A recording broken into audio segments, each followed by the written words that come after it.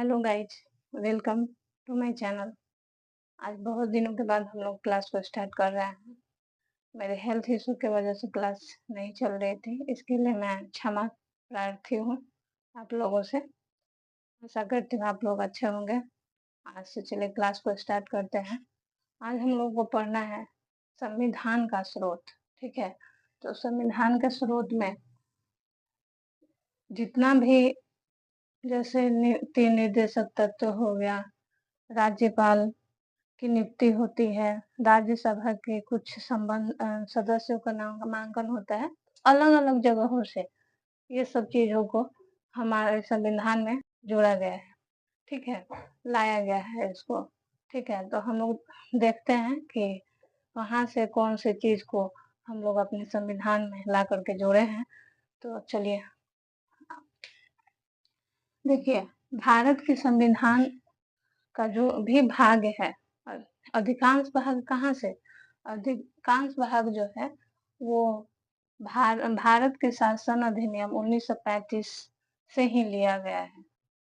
मतलब अधिकांश भागों को उसी से लिया गया है। तो हम देखते हैं कि कौन सा भाग कहाँ से हम लोग अपने संविधान में जोड़े हैं।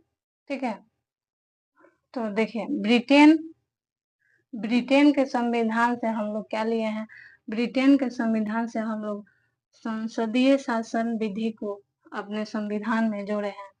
फिर एकल नागरिकता को उठा करके अपने संविधान में लाए। संसदीय विशेषाधिकार को भी हम लोग ब्रिटेन के संविधान से ही लाए हैं। परमाधिकार लेख को भी ब्रिटेन के संविधान से जोड़ा गया है। द्विसदनीय प्रणाली को भी ब्रिटेन के संविधान से ही जोड़ा गया है। तो ऐसे अलग अलग जगहों से अलग अलग भाग को हम लोग अपने संविधान में क्या किए हैं, जोड़े हैं, लाए हैं। फिर देखते हैं अमेरिका के संविधान से हम लोग क्या क्या लाए हैं।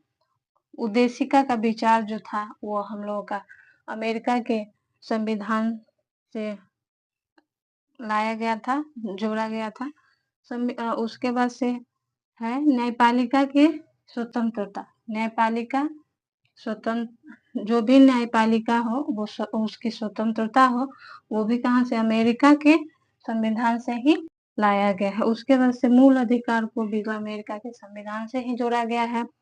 न्यायाधीश को हटाए जाने का प्रबंध भी कहाँ से है, अमेरिका के संविधान से ही हम लोग क्या किए हैं, जोड़े हुए हैं, लाए हुए हैं। उसके बाद से आयरलैंड से क्या लाए हैं, तो नीति निर्देशक तत्व को आयरलैंड से जोड़ा, आयरलैंड के संविधान से जोड़ा गया है।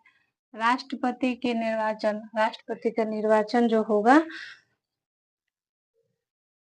उसको भी हम लोग कहाँ से, आयरलैंड के संविधान से, आयरलैंड के संविधान का भाग है। और फिर राज्यसभा में कुछ सदस्यों का नामांकन करना भी आयरलैंड के संविधान से हम लोग लिए हुए हैं। कनाडा के संविधान से हम लोग क्या लिए हैं, राज्यपाल की नियुक्ति की, राज्यपाल की क्या होगी, नियुक्ति होगी, उनका क्या होगा, निर्वाचन नहीं होगा, उनकी नियुक्ति होगी।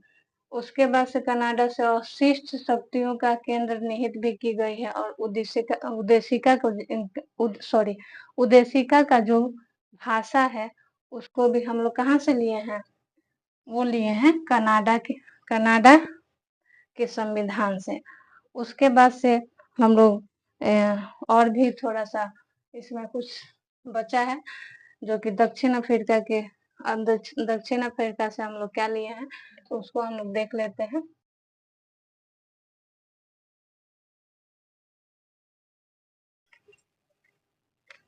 गाइस, अब हम लोग देख लेते हैं कि ऑस्ट्रेलिया के संविधान से क्या क्या हम लोग अपने संविधान में इंक्लूड किए हुए हैं।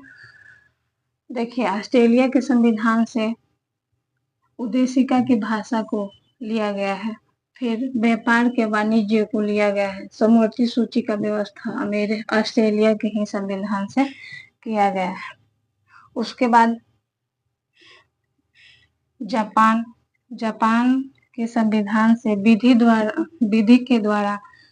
द्वारा प्रक्रिया स्थापित किया जाएगा। ये क्या जापान के संविधान से हम लोग जब ये जापान के संविधान का भाग है।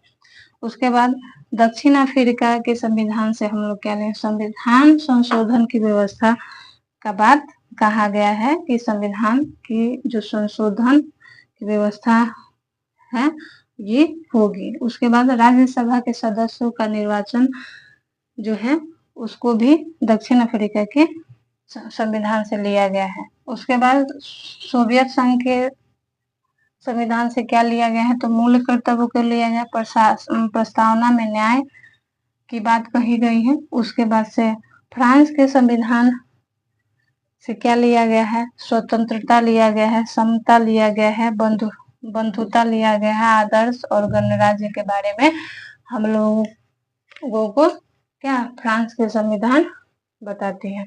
उसके बाद से जर्मनी के संविधान से क्या क्या लिया गया है, कौन कौन सा जर्मनी का संविधान का भाग है, तो आपातकालीन शक्तियां जो है वो जर्मनी के संविधान का भाग है। और आपात के दौरान मूल अधिकारों का जो निलंबन होगा उसको हम लोग कहाँ से, जर्मनी के संविधान का भाग है। इसी के साथ आज का क्लास हम लोग यहाँ पे एंड करते हैं और चैनल को ज्यादा से ज्यादा शेयर, सब्सक्राइब, लाइक करना ना भूले। Thank you so much.